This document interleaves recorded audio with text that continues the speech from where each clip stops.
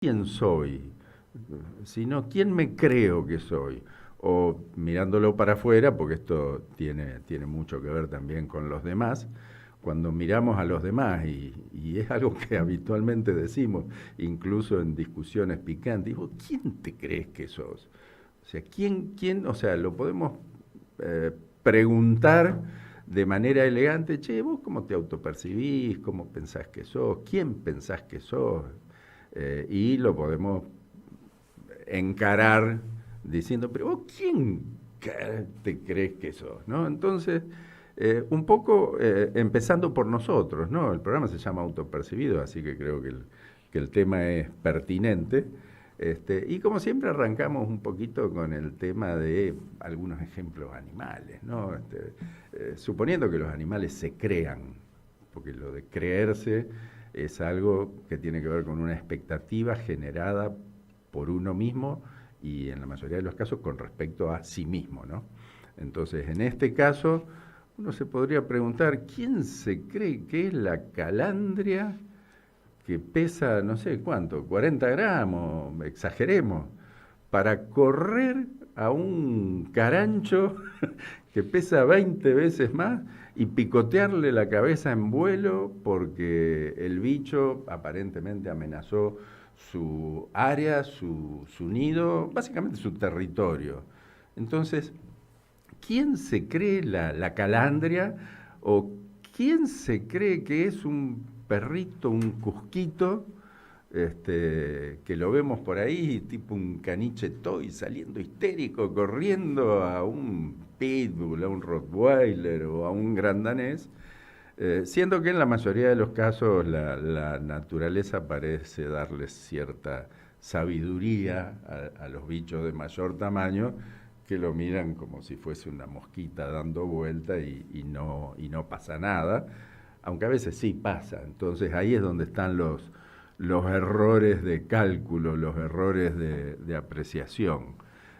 A veces provocado por el propio error en autoevaluarnos y otras veces provocado por el incentivo generado desde afuera, que nos hacen creer por ahí que en realidad somos mucho más, porque somos otra cosa, no es por ahí ni más ni menos. Hace un buen tiempo había un video, obviamente relacionado con el tema de cocodrilos, que mostraba una secuencia de videitos muy graciosos de un perrito, era en Estados Unidos, un perrito en el sur de Estados Unidos que se ve que vivían en un lago donde había algunos alligators, y había un alligator que se asoleaba siempre ahí en la orilla del laguito ese, y bueno, y los dueños del perrito, los propietarios, lo grababan, se ve que con el teléfono, porque el perrito iba corriendo, viste, con esos ladriditos histéricos, y espantaba a un alligator de tamaño regular que estaba en la costa del lago ese. Y el video es una especie de recopilación de 5 o 6 eventos de este tipo, donde claramente los dueños del animalito, incluso después de ver la gracia la primera vez, lo incentivaban y lo chuaban, ¿no? Dale, dale, dale, corre. Y el perrito iba, y lo ladraba al alligator y el alligator se metía. Bueno, el último video obviamente termina con el alligator que un día se cansó y lo atacó, se lo llevó al agua y el perrito murió. Y los gritos desesperados de toda la gente en ese lugar, bueno, mirá, mirá lo que hizo, mirá lo que hizo, mirá lo que hizo, no. O sea, eso es un error de apreciación interno del pobre perrito, estimulado e impulsado por la conducta totalmente irresponsable y desaprensiva de la gente que, bueno, que estaba ahí o que supuestamente lo quería y lo cuidaba. Y bueno, otra cuestión que no tiene por ahí que ver tanto con lo que crees que sos, pero sí tiene que ver con los animales. Para contar una cuestión que tiene que ver con el albinismo, que es un tema que siempre me ha interesado en los animales, saben que trabajo con reptiles, así que una cosa es ser un mamífero albino, otra cosa es ser un ave que tiene la condición del albinismo, el albinismo entendido como la ausencia total o casi total de pigmentos, ¿no? Lo cual nos hace sensibles a muchísimas cosas, pero básicamente a la luz y a la radiación ultravioleta.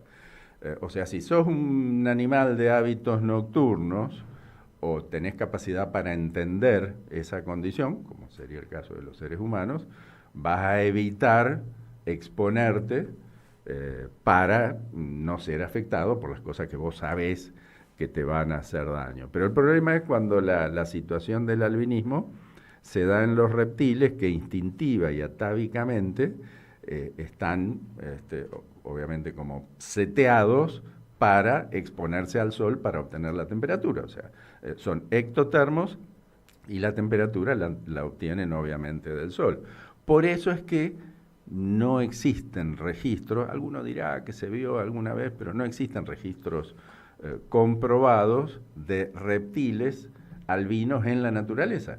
Un reptil que nace albino en la naturaleza está condenado a morir en un periodo muy, muy corto de tiempo. ¿Por qué? Bueno, sencillamente porque ellos no saben que son albinos.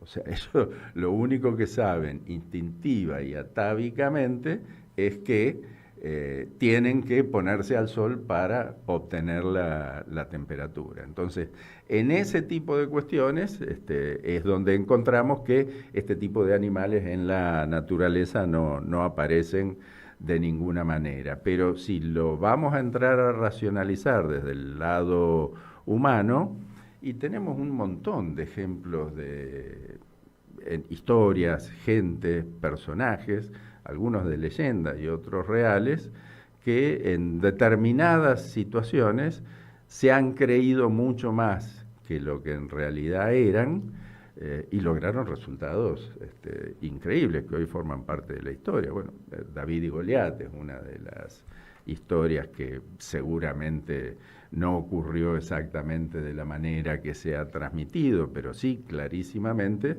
un gigante fue derrotado por un pequeño, por un joven, por un jovencito, que estaba, bueno, imbuido de todo un espíritu simbólico, pero que no es muy diferente a la situación de la calandria y del carancho. Una diferencia de velocidad, de agilidad y por ahí de puntería hizo que esa situación termine de la manera que la historia nos cuenta que terminó. Después tenemos la historia de el general Leónidas en las Termópilas, o sea, cómo 300 espartanos, al principio había como 6.000, 7.000 griegos, pero como la situación se empezó a poner más complicada, se quedaron únicamente los 300 espartanos defendiendo el paso de las Termópilas. Y 300 tipos, no tiene que haber sido exactamente ese número, lograron detener durante 3 días un ejército impresionante, que se habla de decenas de miles, algunos hablan hasta de centenares de miles, una locura de gente movilizándose y dando el tiempo como para que las cuestiones se vayan organizando, digamos, en retaguardia. Es más, esa resistencia hubiese durado más si no hubiese sido por una traición que habilitó un paso prácticamente que nadie conocía. Pero bueno, ese espíritu de creerse que uno es tal cosa y creerse que uno tiene la capacidad de sobreponerse a determinadas situaciones, es sin ninguna duda lo que termina marcando este tipo de datos. Claro que por ahí se da la cuestión para otro lado. Me acuerdo de una película, tal vez algunos la vieron, que es la de mientras se pelean acá Mozo y Moff, la película de A Million Dollar Baby, la chica del $1.000.000, que habla de una película muy dura, si no me equivoco era dirigida por Clint Eastwood, seguro que trabajaba Clint Eastwood. Estaba Morgan Freeman, y esta chica, no me acuerdo, Hilary Swank, que ganó el Oscar justamente por la actuación en esta película. Una película que habla del mundo del boxeo femenino, durísima, terrible, pero a mí me queda un personaje de esa película que era un personaje secundario y que siempre me llamó la atención ese personaje, que era un chico que tenía algunas dificultades mentales, y que era una especie de mascota en el gimnasio, y que tenía una actitud muy agresiva, como que era un buen boxeador y se creía que era campeón mundial, y que estaba destinado a ser, y que a todos los amenazaba, y te voy a arrancar la cabeza, y era un personaje relativamente simpático, todos lo apreciaban, hasta que un día cayó uno que le molestó eso y lo mató en la película, con ese tipo de cuestiones. Bueno, el tema es que esas cosas ocurren en la práctica. A veces nos creemos que somos mucho más, los demás resultan especies de cómplices en esta situación, y esto puede terminar, obviamente, de la peor manera, ¿no?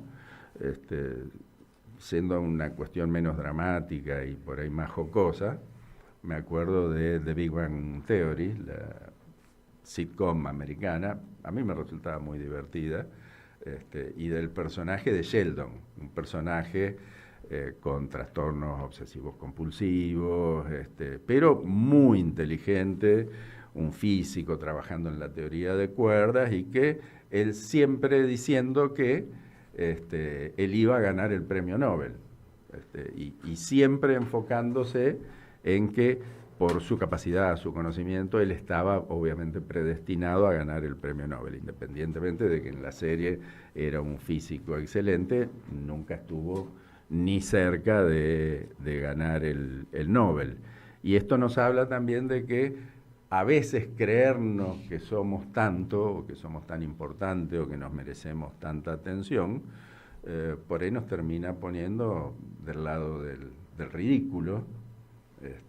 Nos cuesta observarnos a nosotros mismos y evaluarnos de manera no tan indulgente. Lo tenemos hoy acá a nivel nacional el tema. A ver, tenemos un presidente que prácticamente desde antes de asumir venía hablando del premio Nobel. Se ve que lo quiere al premio Nobel y que él considera que se lo merece, ¿no? O sea, habla permanentemente de eso. Últimamente un poco menos, porque digamos, desde que compró el buzón de Libra se mandó a guardar un poquito, y ni hablar ahora con el tema de las coimas y derrape, que lo vemos más mansito últimamente, salvo que anoche también tuvo sus deslices, ¿no? Pero bueno, esta situación de pretender mostrarnos como, ya ocurrió antes con el mejor equipo de los últimos 50 años, ahora el mejor ministro del mundo, y esa exteriorización tan indulgente y tan autocomplaciente, hace que en algunos casos nos sirva para algo, nos haga sentir que podemos.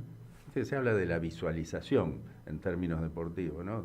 Vos hablás ahora con los tenistas, los ves a los tenistas en el precalentamiento, están visualizando el partido, entonces hacen la simulación de los golpes, los nadadores en las largadas, ¿viste? Los ves que están súper concentrados y están visualizando. Yo también, en la época que competía en natación, visualizaba. O sea, decía, bueno, ahora esto, tal cosa, tal otra, y cuando lleguemos a tal lugar. El problema de la visualización es que por ahí el otro juega también, y vos en determinados momentos decís, oh, soy Superman, me siento bárbaro, y a los 10 minutos decís, pero ¿cómo? ¿No era que yo era espectacular? ¿Por qué me siento tan mal? ¿Por qué este tipo se me está yendo? ¿Por qué me está pasando? Y que era un paquete, ahora me está agarrando. Entonces, ese tipo de visualizaciones tenemos que tenerlas muy en claro, que nos sirven como complemento, nos sirven como incentivo para lograr determinados objetivos,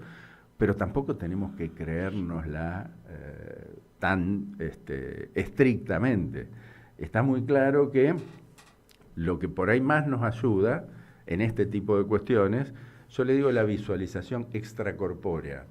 Es como si estamos haciendo algo, si estamos incluso hablando de algo, como yo en este caso y en este momento, tratemos algún momento de salirnos un poco de nuestro cuerpo y de mirarnos nosotros de afuera y ver qué es lo que qué es lo que estamos haciendo.